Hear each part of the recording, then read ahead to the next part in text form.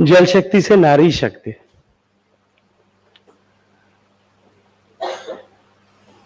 जल शक्ति अभियान के इस अगले चरण की शुरुआत के समय में आज कार्यक्रम में मंच पर उपस्थित आदरणीय देवाश्री जी, सेंट्रल वाटर कमीशन के चेयरमैन श्री बोरा जी, मंच पर उपस्थित अन्य सभी अधिकारीगण, मंच के सामने बैठे हुए सभी अधिकारीगण, और आज इस सभागार में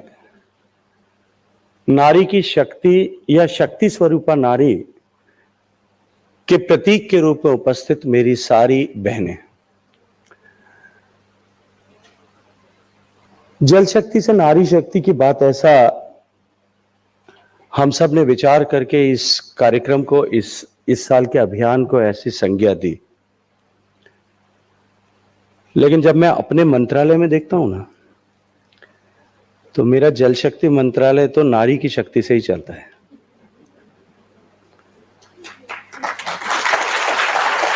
और एक नारी के कितने स्वरूप हैं। हमारे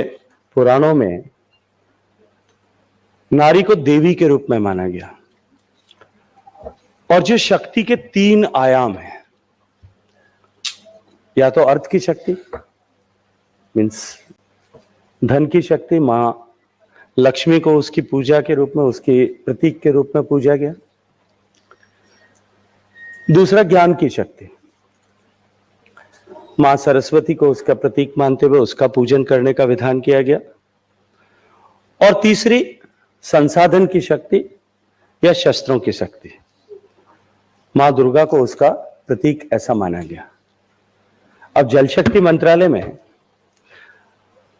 संसाधनों की शक्ति 2 विभाग हैं, दोनों में एक जगह देवाश्री जी के पास में और दूसरी जगह विनी महाजन जी के पास में। जो ज्ञान की शक्ति है, नेशनल वाटर मिशन के माध्यम से हम जो ये सब कार्यक्रम करते हैं, इन सब की शक्ति, इन सब की चाबी जो है, जैसे सरस्वती जी के पास में होती है, वैसे अर्चना जी के पास में है। और जो अर्थ शक्ति है, हमारे जल शक्ति मंत्रालय की लक्ष्मी जी भी यहां बैठी है, ऋचा जी, तो पूर्ण रूप से नारी शक्ति का उदाहरण अगर कहीं है तो वो जल शक्ति मंत्रालय है, कि जहां नारी के सशक्तिकरण से देश के सशक्तिकरण की दिशा में हम सब आगे बढ़ रहे हैं। और अभी जब मैं इन 5 बहनों का वक्तव्य सुन रहा था, मेरे प्रदेश से पूर्ववर्ती अलवर जिले से आई हुई आदरणीय बबीता जी, मोहतरमा रजिया खान जी उत्तर प्रदेश से आई हुई, राजस्थान के कोटपुतली बहरोड जिले से आई हुई आदरणीय कुसुम जी, और हरियाणा से नीतू जी और अनुराधा जी। उन्होंने, ये जितने लोग यहां बैठे हैं, और ये जो लोग यहां बैठे हैं, वो उन लाखों लाख महिलाओं के प्रतिनिधि हैं जिन्होंने इस देश को बदलने का जो माननीय मोदी जी का संकल्प है, उस संकल्प को सिद्ध करने की जिम्मेदारी अपने कंधों पर ली है। ये जितने लोग यहां बैठे हैं और वो जिन लाखों महिलाओं का प्रतिनिधित्व कर रहे हैं, चाहे वो जल शक्ति अभियान में अपना योगदान दे रही होंगी, चुने हुए जनप्रतिनिधि के नाते, या village water and sanitation committee की सदस्य होने के नाते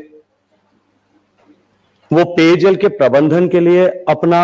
योगदान कर रही होंगी, स्वच्छ भारत मिशन की सफलता के पीछे एक मेरुदंड बनकर के खड़ी रही होंगी, अटल भूजल योजना को सफल करने के लिए उसमें जो 35% महिलाओं के नामित होने की आवश्यकता है, उसके नाते काम कर रही होंगे, या जल जीवन मिशन में जो पीने के पानी की गुणवत्ता की जांच करने की व्यवस्था माननीय प्रधानमंत्री जी के मार्गदर्शन में हमने की, और देश भर में लगभग 24 लाख महिलाएं ऐसी जिनको शिक्षित प्रशिक्षित करके, हैंडल डिवाइसेस दे करके उनको पीने का पानी टेस्ट करने में पारंगतता, प्रवीणता दे करके करोड़ों टेस्ट साल भर में हो सके, इसको सफल किया। मैं आज इस पवित्र अवसर पर जब हम अंतर्राष्ट्रीय महिला दिवस के दूसरे दिन महिला शक्ति को समर्पित इस जल शक्ति अभियान का शुभारंभ कर रहे हैं, मैं ये प्रतीक के रूप में बैठी हुई सारी महिलाओं के श्री चरणों में प्रणाम करता हूं, आप सबका अभिनंदन करता हूं, आप सबका अभिवादन करता हूं, आप सबका आभार ज्ञापित करता हूं। क्योंकि जैसा अभी आदरणीय बबीता जी ने कहा, आदरणीय रजिया जी ने कहा कि जल हमारे जीवन का आधार है और जल के बिना किसी भी तरह से जीवन की कल्पना नहीं की जा सकती। जल हमारे स्वास्थ्य का आधार है और उसके बिना भी परिवार और समाज और देश स्वस्थ रह सके, इसकी कल्पना नहीं की जा सकती। जल हमारे विकास का आधार है, हमारे अर्थव्यवस्था का आधार है, क्योंकि उसके बिना किसी भी तरह से न विकास की कल्पना की जा सकती है, न आर्थिक प्रगति और उन्नति की, इकोनॉमी के रिवॉल्यूशन की कल्पना की जा सकती है। और इन तीनों के हुए बिना किसी भी तरह से देश के विकसित होने की कल्पना हम नहीं कर सकते। इसलिए देश के विकसित होने की आधारशिला जो महिलाएं रख रही हैं, वो निश्चित ही अभिनंदनीय है, वंदनीय है, प्रणम्य है। उनका प्रणाम, उनका जितना अभिनंदन किया जाए उतना ही कम होगा। मित्रों, जल के लिए जो सामान्यतः कहा जाता है कि वो जीवन का आधार है, हमारे यहां ऋषियों ने, मनीषियों ने भारत की सभ्यता और संस्कृति का विधान करते हुए तीन रूप में देवताओं को प्रमुखता के साथ में उनकी आराधना अर्चना करने का विधान किया। ब्रह्मा को सृष्टि के सृजन का कारक, ऐसा उत्पत्ति का कारक माना। विष्णु पालन का काम करते हैं, पालनहार हैं। और भगवान महेश, जिनका शिवरात्रि का दिवस कल था, वो भगवान शिव जो है वो विनाश का कारक है। जब कभी भी सृष्टि में प्रलय आता है तब भगवान महेश के कारण से आता है। लेकिन ये जो जल है ना, जिसको हमारे शास्त्रों में जगदीश की संज्ञा दी गई, ईश्वर की संज्ञा दी गई, खुदा की संज्ञा दी गई, वो जल इन तीनों भूमिकाओं का निर्वहन करता है। जल सृजक भी है, क्योंकि उसके बिना जीवन की कल्पना नहीं की जा सकती। और आज तो वैज्ञानिक भी मानते हैं कि जीवन का पहला अंश जो है वो जलीय जीव के रूप में उत्पन्न हुआ था। जल पालन करता है। हम सब जानते हैं कि जल न होगा तो न खेती हो सकती है, न आर्थिक गतिविधियां चल सकती है, न हमारा जीवन चल सकता है। इसलिए पालन करता तो है। लेकिन जब रौद्र रूप धारण कर लेता है, बाढ़ आता है, अपलावन की स्थिति होती है, तो वो विनाश भी करता है। इसलिए ये जल जो है वो सही मायने में एक पूर्ण देवता का प्रतिबिंब है और आप उसको साधने की, उसका पूजन करने का काम करने वाले लोग हैं। इसलिए मैं आप सबको एक बार फिर प्रणाम करता हूं, आप सबका अभिनंदन करता हूं। तो दुनिया के सामने आने वाले समय में जिस तरह से आबादी बढ़ रही, एक बहुत बड़ी चुनौती जो है वो जल की निर्बाध उपलब्धता होने वाली है।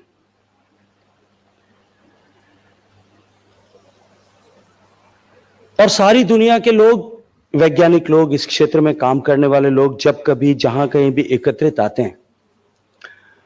वो निश्चित रूप से आने वाले 50 साल के बाद की विश्व की आवश्यकताएं और अलग अलग देशों की आवश्यकताएं, उनके अनुरूप जो जल की आवश्यकता होगी, उसको लेकर के अपनी गहन चिंताएं व्यक्त भी करते हैं, उस पर मनन भी करते हैं। हम भारत के लोग भी जब जहां कहीं बैठते हैं, विभिन्न राज्यों के साथ में जब बैठते हैं, तब भी उस विषय पर गंभीरता के साथ में विचार करते हैं, क्योंकि हमारी चुनौती पूरी दुनिया की अपेक्षा तुलना में बड़ी है। और वो बड़ी इसलिए है कि अब हम ऑफिशियली अनाउंस नहीं हुए, लेकिन अनऑफिशियली हम दुनिया के सबसे ज्यादा आबादी वाले देश हैं। और हमारी चुनौती और भी बड़ी इसलिए है कि हमारे यहां जिस तरह का जियो स्पेशियल वेरिएशन है, अलग अलग तरह के वायुमंडल के जो हैं क्षेत्र हैं, एक तरफ आसाम का हिस्सा है, बिहार का कुछ हिस्सा है, उत्तर प्रदेश का कुछ हिस्सा है, जहां हर साल बाढ़ आती है। लेकिन दूसरी तरफ राजस्थान का हिस्सा जहां से मैं आता हूं, जहां पानी हर साल सूखा पड़ता है, 70 साल में से 60 साल तक कुछ न कुछ अंश तक अकाल अवश्य पड़ा होगा। ऐसे में हमारी चुनौती बहुत बड़ी है। हमारी चुनौती और भी बड़ी इसलिए है कि हमारी निर्भरता बरसात के जल पर भी बहुत है, और बरसात से हमारी जो नदियां, जल के स्रोत और जल के प्रवाह क्षेत्र हैं, और जो हमारे बड़े तालाब और झीलें हैं, उनमें भी जो बरसात से पानी आता है वो साल में कुल मिलाकर के 30-40 दिन तक इतना ही आ पाता है। जो मेरी उम्र के या मेरे से बड़ी उम्र के लोग यहां होंगे, उन लोगों को अनुभव होगा कि अपने बचपन में 3-3 महीने तक बरसात होती थी। सावन के महीने में बरसात होती थी, उसको लेकर के गीतों का सृजन हुआ था। लेकिन अब तो सावन अधिकांशतः सूखा निकलता है। पहले होता था कि सावन सूखा निकल गया था तो जो है महिलाएं गीत गाती थी, लेकिन अब तो जो है सावन अधिकांशतः सूखा निकलता है, क्योंकि जो जलवायु का परिवर्तन हो रहा है, उस परिवर्तन के चलते हुए यह संकट और अधिक बढ़ रहा है। हमारी चुनौती और भी बहुत बड़ी गंभीर इसलिए भी हो जाती है क्योंकि हमारी जमीन के पानी पर निर्भरता दुनिया में सबसे ज्यादा है, और दुनिया में सबसे ज्यादा पानी, और सबसे ज्यादा ही नहीं, पूरी दुनिया मिलकर के जितना पानी जमीन से निकालती है, भूगर्भ के जमीन के गर्भगृह से निकालती है, उसका 1/4 पानी हम अकेले हिंदुस्तान में निकालते हैं। तो इसलिए हमारी चुनौती और भी बड़ी है, संकट और भी बड़ा है। अभी आदरणीय देबाश्री जी कह रही थी कि प्रयास हमने किए हैं, कुछ सफलताएं मिली है, लेकिन हमको बहुत आगे इस दिशा में जाने की आवश्यकता है। हमारा संकट और भी बड़ा है क्योंकि पूरी दुनिया जिस तरह से गांव छोड़ करके शहरों की तरफ भाग रही है, उसके चलते हुए पानी की डिमांड जो है वो और अधिक बढ़ रही, और उस शहरों के बढ़ने के कारण से, नगरों के बढ़ने के कारण से, गांवों की आबादी बढ़ने के कारण से, हरियाणा में जहां, उत्तर प्रदेश में जहां 20-20, 25-25 हजार की आबादी के गांव हो गए, वहां जो गंदा पानी घर से निकलता है, ग्रे वाटर निकलता है। अब आदरणीय राजिया जी कह रही थी कि उन्होंने वहां ट्रीटमेंट सिस्टम्स अपने यहां पे बनाए हैं, डिसल्टेशन के सिस्टम बनाए हैं, ग्रे वाटर के ट्रीटमेंट के लिए अपने यहां पे कुछ प्रोविजंस किए हैं। लेकिन जो पानी निकलता है वो पानी आगे नेचुरली ड्रेन्स में जाकर के हमारे जल संसाधनों को प्रदूषित करता है, चाहे वो छोटी नदियां होंगी, चाहे वो बड़ी नदियां होंगी, चाहे वो जल के बड़े तालाब होंगे, या और कोई कैचमेंट एरिया होगा, कहीं ना कहीं किसी न किसी रूप में उसको एडवर्सली इंपैक्ट करता है। तो एक दोहरा संकट बढ़ते हुए अर्बनाइजेशन के कारण से, शहरीकरण के कारण से है। हमने माननीय मोदी जी के नेतृत्व में यह तय किया है कि हम दुनिया का वैश्विक निर्माण का हब जो है वो भारत को बनाएंगे, और उसके चलते हुए हमारी आर्थिक गतिविधियां बढ़ेंगी। हमारी इकोनॉमी, जो माननीय मोदी जी की सरकार बनने से पहले 2014 के समय में फ्रेजाइल 5 इकोनॉमीज में ऐसी कि सबसे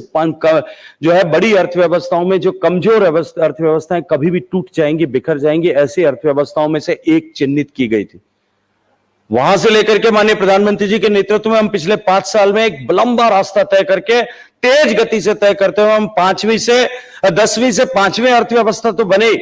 लेकिन हम आज फ्रेजाइल 5 से टॉप 5 इकोनॉमीज में आने के साथ साथ में सबसे तेज गति से बढ़कर के तीसरी अर्थव्यवस्था की तरफ जा रहे हैं। लेकिन दुनिया भर के अध्ययन ये बताते हैं कि जिन देशों ने प्रगति की,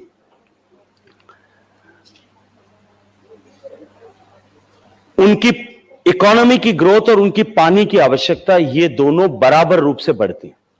इसलिए हमारा संकट और भी बड़ा है। हम पानी की उपलब्धता को बनाए रखें, यह हमारे सामने एक बहुत बड़ी चुनौती है, और उस चुनौती का भार मेरी देश की बहनों को समर्पित करते हुए माननीय मोदी जी की प्रेरणा से, क्योंकि हम जानते हैं कि जब नारी शक्ति किसी विषय को अपने हाथ में ले ले, तो जैसा मैंने कहा कि नारी शक्ति स्वरूपा तो है ही, लेकिन उसके साथ साथ में सृजन की शक्ति के साथ में समायोजन की शक्ति भी नारी की का मूलभूत गुण है। जब महिला, एक छोटी बच्ची जब बड़ी होकर के शादी होकर के जाती है ना, सब घर में छोटी होती है बच्ची, तब भी वो घर में समायोजन करती है।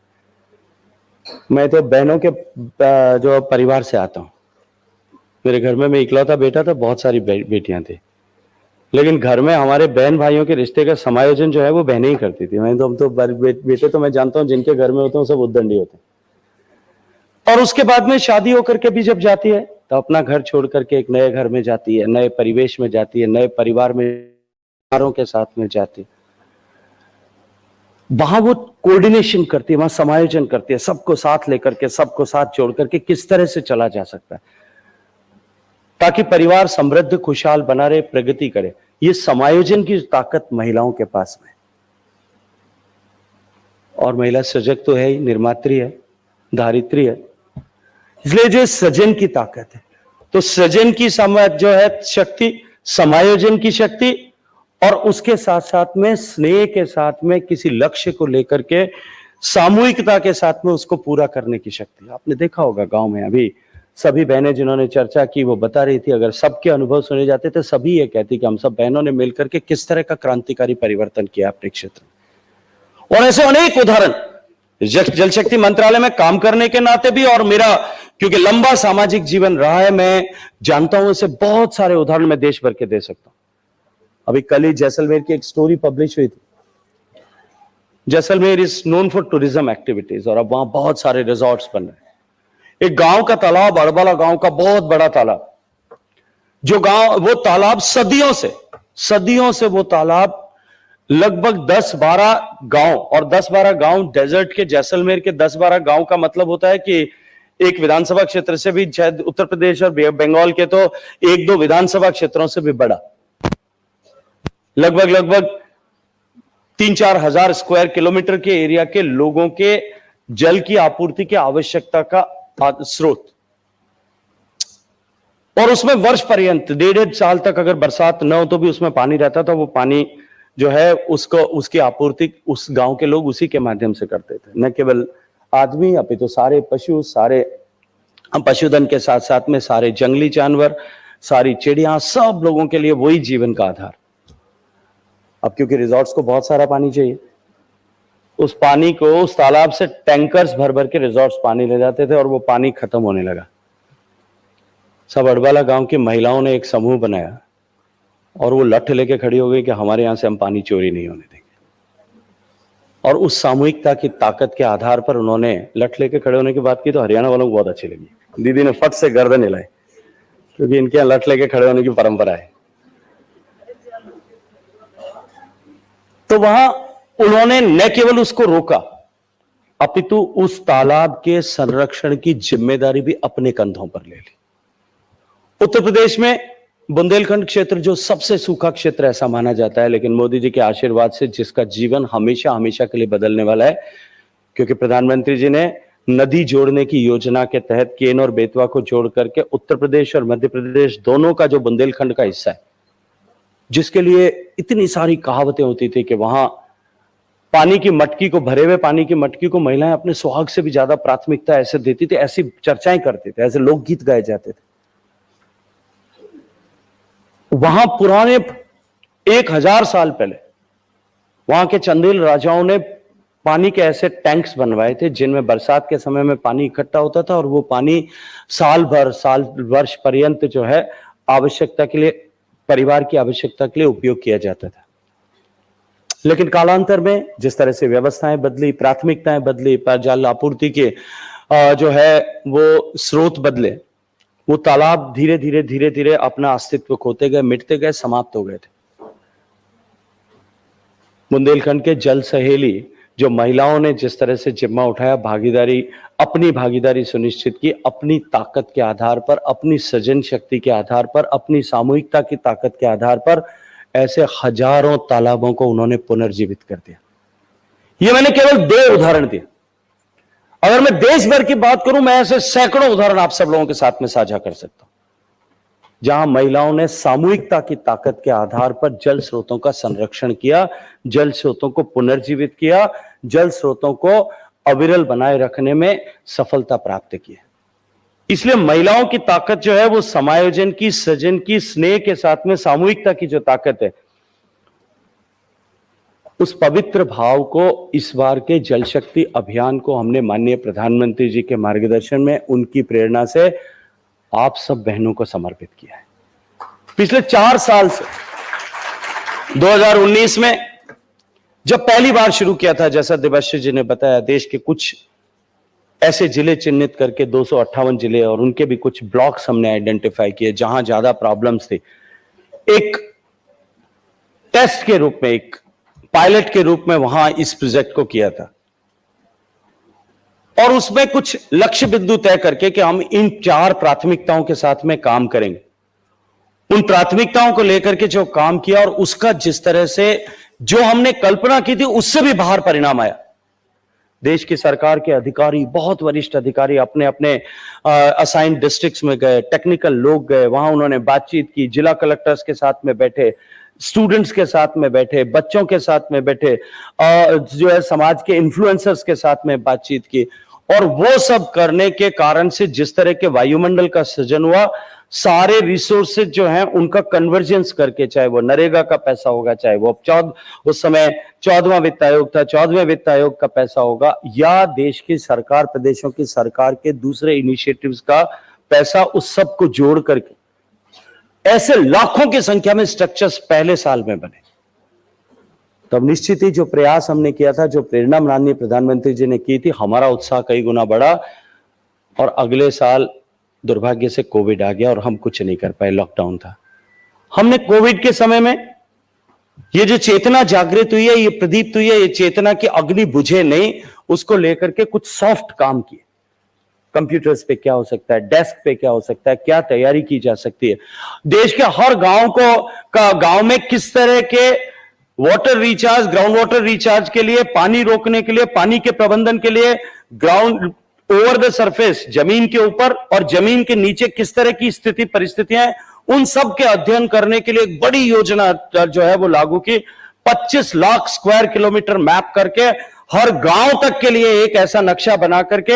हर जिले में एक जल शक्ति केंद्र स्थापित करके उसके माध्यम से गांव के लोगों तक वो सूचना पहुंचे और वो जल शक्ति केंद्र एक वाटर कंजर्वेशन का एक सेंटर बने, एक नॉलेज सेंटर बने, इसको सुनिश्चित करने का काम किया। और उसके बाद से एक क्रम जो निरंतर चल रहा है।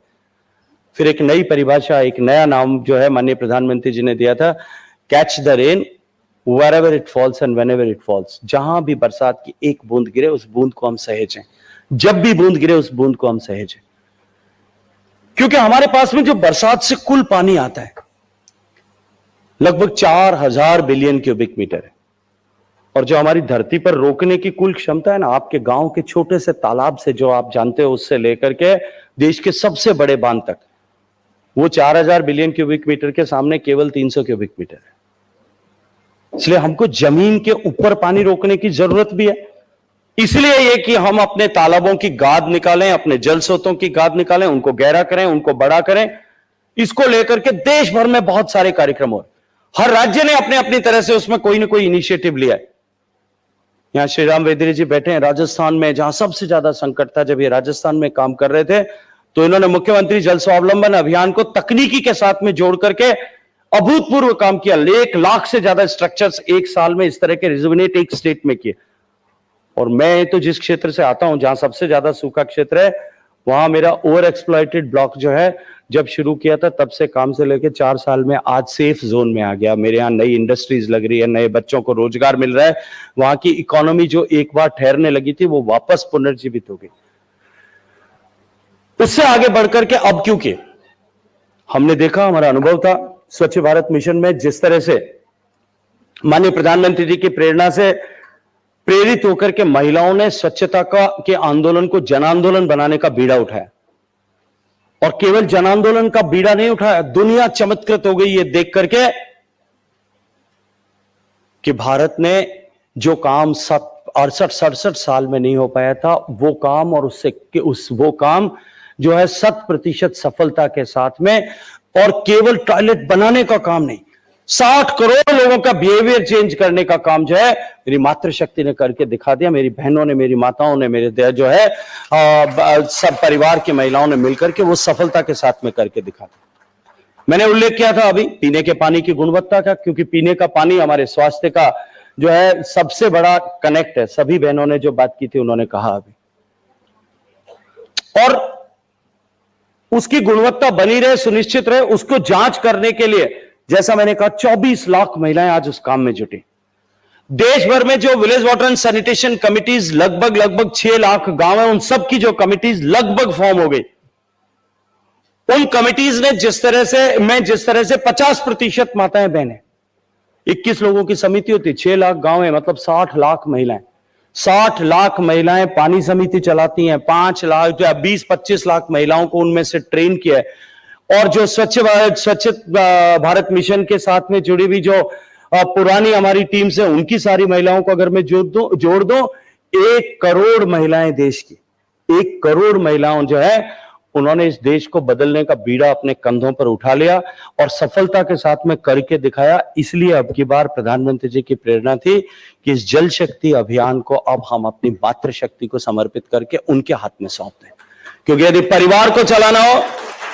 या किसी भी बड़े से बड़े विषय, बड़े से बड़ी चुनौती को हराना हो, उस चुनौती को हराने की जिम्मेदारी अगर देश की बेटी या देश की मां अपने हाथ पर उठा लेगी, तो निश्चित रूप से कोई भी चुनौती हो, वो चुनौती उसके साहस के साथ में, उसके सृजन शक्ति के साथ में, उसके स्नेह के शक्ति के साथ में, उसके समायोजन की शक्ति के साथ में, वो निश्चित रूप से छोटी पड़ जाएगी। अभी पिछले साल हम सब लोगों ने बैठ करके, क्योंकि अपने संविधान की व्यवस्था के अनुरूप पानी जो है वो राज्य का विषय है, राज्य की सरकारों को करना है। पानी का प्रबंधन और पानी के विषय से जुड़े हुए सारे परिप्रेक्ष्य, उन सब की जिम्मेदारी, उन सब की शक्ति, उन सब का जो है संचालन करने, निर्धारण करने, नीति निर्धारण करने का, उनको जो है नीचे धरातल पर उतारने का, ऑपरेट करने का, मेंटेन करने का, उन स्रोतों का दोहन करने का सारा अधिकार जो है, उनका संरक्षण करने का जिम्मेदारी और अधिकार दोनों राज्यों के पास में। और जिस तरह की चुनौती सामने दिखाई दे रही, आने वाले 25 साल में जब विकसित भारत बनाने का सपना लेकर के हम माननीय प्रधानमंत्री जी के नेतृत्व में चले, उस विकसित भारत बनने की दिशा में पानी की निर्बाध आपूर्ति बाधा न बने, चुनौती न बने, उसको लेकर के राज्यों की क्या तैयारी है, इसको लेकर हमने भोपाल में एक बड़ी बैठक की 3 दिन तक, और हमने सब राज्यों के माननीय मंत्रियों को बुलाया, वहां के अधिकारियों को बुलाया, और उनके साथ में हर राज्य ने अपनी तरफ से क्या सोचा है, क्या उनकी आवश्यकता होगी वो अनुमान करते हैं, क्या उनकी तैयारी है, कैसे वो पानी उनके यहां पर उपलब्ध होगा, उस सब के बारे में डिटेल में मंथन किया। सबने चर्चा की, एक दूसरे से सीखा, एक दूसरे की सक्सेस स्टोरी से सीखने का मौका मिला, एक दूसरे की गलती जो हमने किया था वो विफल हुआ, दूसरे लोग वो गलती न दोहराएं, ये सुनने का अवसर, और एक दूसरे ने किस तरह से तैयारी की है, इसको लेकर के एक हेल्दी कंपटीशन पानी के लेकर के बने, इसके ऊपर बातचीत की। और अभी कुछ दिन पहले एक बार फिर दक्षिण भारत में सारे सचिव और ऐसे आपके जैसे पानी के क्षेत्र में काम करने वाले ऐसे सारे सुयोग्य बुद्धिजीवी लोग, उन सब के साथ में बैठ करके 1 साल बाद में उसको पूरा फॉलोअप किया। और उस सब मंथन में जो कुछ चीजें कॉमन निकलती थी, उनमें से एक थी कि हमको जल संरक्षण से जुड़ी हुई गतिविधियों को और अधिक गति भी प्रदान करना है और बल भी प्रदान करना है। और उस गति और बल प्रदान करने के परिप्रेक्ष्य में ये जल शक्ति अभियान एक नए कलेवर के साथ में एक नए लक्ष्यांक को लेकर के आज हम प्रारंभ कर रहे हैं। मैं आप सब बहनों ने, क्योंकि इसकी जिम्मेदारी अपने कंधों पर उठाने का बीड़ा उठाया, यह आपको समर्पित की गई है। निश्चित ही आप लोगों के नेतृत्व में, आप लोगों की शक्ति के आधार पर हम इसमें सफल होंगे। इस विश्वास के साथ में आप सबको ये जल शक्ति अभियान की जिम्मेदारी सौंपते हुए मैं आप सबको हृदयपूर्वक अभिनंदन करता हूं, आप सबको शुभकामनाएं देता हूं। भारत माता की